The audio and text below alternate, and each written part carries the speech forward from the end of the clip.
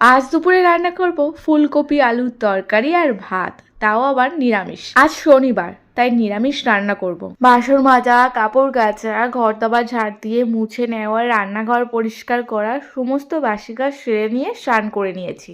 এত পরিমাণ আমার চুল উঠছে, আবার বলতেই পারো আমি হেয়ার স্ট্রেটনিং করেছিলাম নিজে নিজে, তাই হয়তো আমার চুল উঠছে।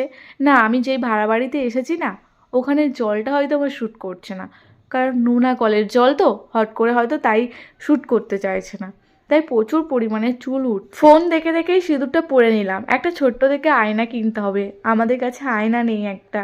কিনবো করে প্রায় 1 মাস হয়ে গেল, এখন একটা ছোট্ট আয়না কেনা হয়নি। ভালো করে নিজের মুখটাও দেখা হয়নি যে কেমন কি আছে। বুঝতেই পারছো কেমনভাবে সময় কাটছে আমার। তাহলে লাউ, ফুলকপি, বেগুন, পেঁপে, কচু, অনেক রকমের সবজি আছে। আজ করবো ফুলকপি আলুর তরকারি। মিঠাই আমাকে দেখতে পেয়ে ক্যামেরার সামনে হরি হরি রাম রাম করে গান করে নাচতে শুরু করে দিয়েছে।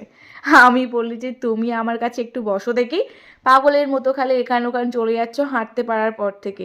প্রায় 3 মাস তো হাঁটতে পারিনি, আর এখন হাঁটতে পেরে না এদিক ওদিক খালি পালিয়ে যাচ্ছে। ডাক্তার বলেছে ওকে একটু সাবধানে রাখতে হবে, কারণ ও যাতে না পড়ে যায়, পড়ে গেলে আবার লেগে যেতে পারে। বাড়িতে তো বরমশাই নেই, কাজে চলে গেছে। সকালে টিফিন বানিয়ে দিয়েছিলাম সেই খেয়ে। তো তাই দুপুরবেলা আমি 1 কোটো চালের ভাত বসালাম, সাথে মিঠাইয়ের জন্য একটা আলু আর হাফ পেঁপে সিদ্ধ বসিয়ে দিচ্ছি। দুপুরে ওর জন্য আর আলাদা করে তরকারি করবো না, আমার জন্য ওই ফুলকপি আলুর তরকারি করব নিরামিষ, আর মিঠাইয়ের জন্য পেঁপে আলু সিদ্ধ ভাত। সবজিগুলো কেটে নেওয়ার পর রান্নাঘরটাকে গুছিয়ে নিচ্ছি। আলুর খোসা, পেঁপের খোসা, যা কিছু নোংরা ছিল একটা প্লাস্টিকে গুছিয়ে নিয়ে একটা সাইডে ডেকচি করে নিয়ে রাখছি ফেলে দেব বলে। তরকারিটা বসাবো একটা সাইডে, আর এক সাইডে ভাত বসিয়ে দিলাম পেঁপে আলু সিদ্ধ দিয়ে। বেশিক্ষণ লাগবে না আজ তরকারি করতে, তাড়াতাড়ি হয়ে যাবে। কড়াটা গরম হতে তেল দিলাম, তেলের ওপরে ফোড়ন দিয়েছি জিরে। ফুলকপিটা দিয়ে দিলাম ভাজার জন্য, এর ওপরে দিয়ে দেবো লবণ আর একটু সামান্য হলুদ, দিয়ে ভালোভাবে নাড়াচাড়া করে নিয়ে ভেজে নেওয়ার পরে দেবো আলু দিয়ে মশলা দেবো, দিয়ে জল ঢেলে দিলেই ব্যাস নিরামিষ ফুলকপি আলুর তরকারি হয়ে যাবে।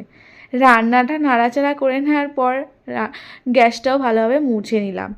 এইদিকে কালকে এখানে পুজো হয়েছিল, পুজোতে দিয়েছিল খিচুড়ি ভোগ, তো সেটা ছিল, মিঠাইয়ের জন্য এনেছিলাম, হাফটা ছিল। ফুলকপি আলুর তরকারিটা হয়ে যেতে সেটা দিয়ে খেলাম। এই যে রান্না আমার কমপ্লিট, দেখতেই পাচ্ছ কেমন হয়েছে। মিঠাইকে এবার খাই দিই, ওকে স্নান করিয়ে দিয়েছি। স্নান করিয়ে দিয়ে পেঁপে আলু সিদ্ধ ভাতটা ভালোভাবে মাখিয়ে নিচ্ছি, আর ওকে খাই দেবো বলে।